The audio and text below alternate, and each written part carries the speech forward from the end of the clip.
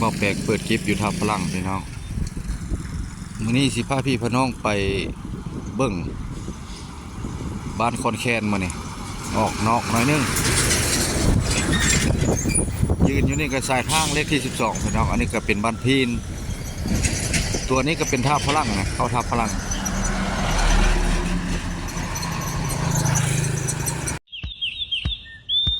อันนี้น่าจะเป็นรถนักท่องเที่ยวเนาะเพิ่นมาเที่ยวท่าฝรั่งเพิ่นสินอนอยู่นี่แหละตามเบิ่งรถนักท่องเที่ยวขึ้นมาจากท่าฝรั่งเป็นรถบัส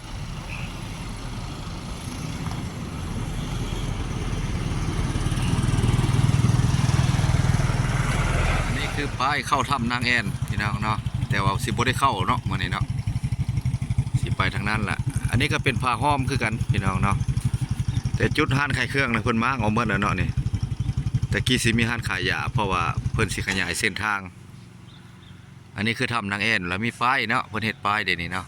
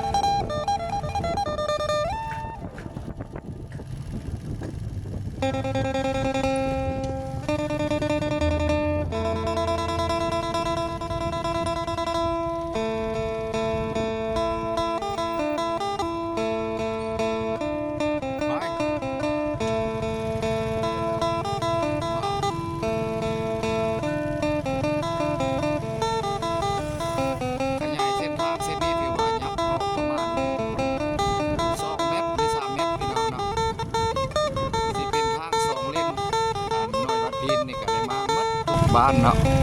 ทุกห้านว่าซั่นน่ะอันนี้จะเป็นบ้านพีนเนาะแปะโรงงานซีเมนต์แขกคำมวนเฮานี่ล่ะพี่น้อง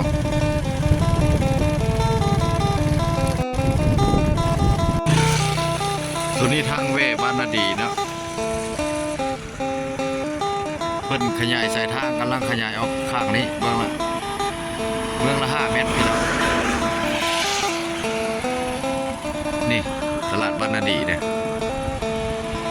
คนหมดทันมาเนาะอันนี้คือบ้านนาดีทางเข้าบ้านนาดีเนาะงัวลายเลยครับบ้านนาดีนี่เนาะบ้านนาดีเบาต้อมสาวจ้อยบางเทื่อมาบุค่ำกับสิได้แว่งัวลายเลย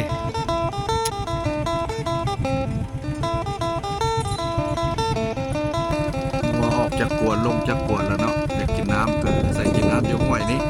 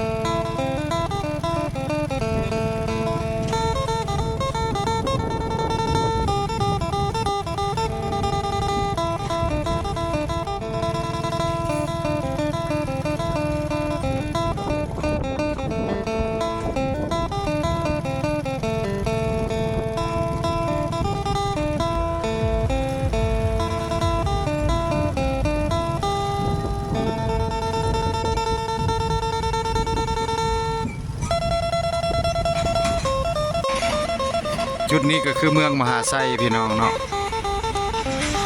กายของงานหลักเจ็ดมาแล้วทางกระยากอยู่พี่น้องยังบ่สำเร็จเนาะ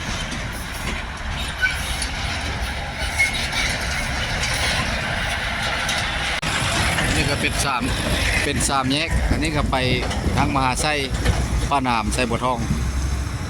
นี่ก็ไปหน้ากายหัวผู้เส้นนี่เป็นเส้นสามแยกเนาะอันนี้เป็นตลาดนี่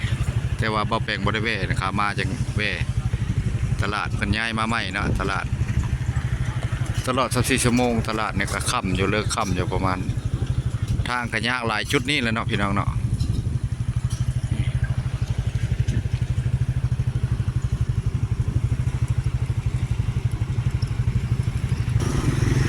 ไปทางไหนมื้อนี่พ่อบาทฮะไปทางไหน ไปทางไหนมื้อนี่ไปจากตลาดมหาไซมาไปคือว่าบ่มีขุมมีอย่างแล้วเนาะปูคอนกรีตปูนซีเมนต์เนาะ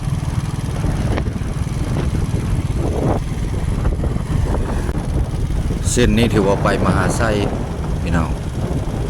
แต่ว่าทางก็ดีแล้วเพิ่นปูคอนกรีตปูซีเมนต์เนาะบ่แม่นยางมักต่อยเนาะไปเบิ่ง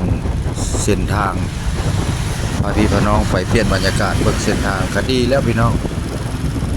ติดตามเบิ่งนำกันว่าสิงอดใส่เนาะจุดที่เพิ่นปูเนาะถือว่าไปง่ายมาสะดวกแล้วเนาะสบายแล้ว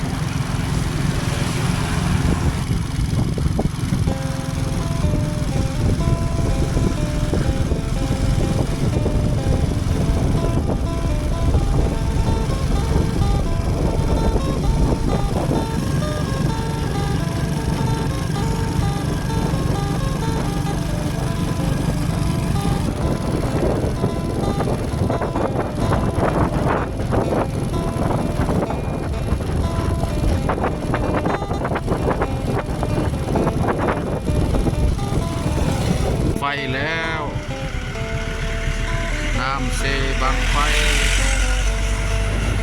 โอ้ยังหลายอยู่น้ำไฟ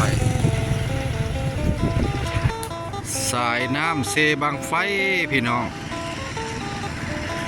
โอ้น้ำยังหลายอยู่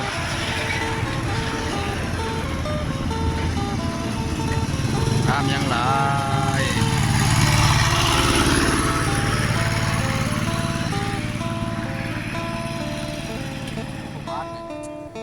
น้ำยังหลายอยู่น้ำเลยเนาะหลายเลยเนาะ ท่านก็ได้มาเมืองมาไซแล้วบ่ได้มาอยู่ขัวนี่แหละมันวัดมาไซ วัดแล้ว วัดมาไซ คนเมืองมาใส่เลยโอ้ยเมื่อยนึงพี่น้องบอกว่า บางจุดมันก็ยะทางบางจุดเพิ่นกับปูแล้วคนเกตบางจุดก็ยังเริ่มเนาะ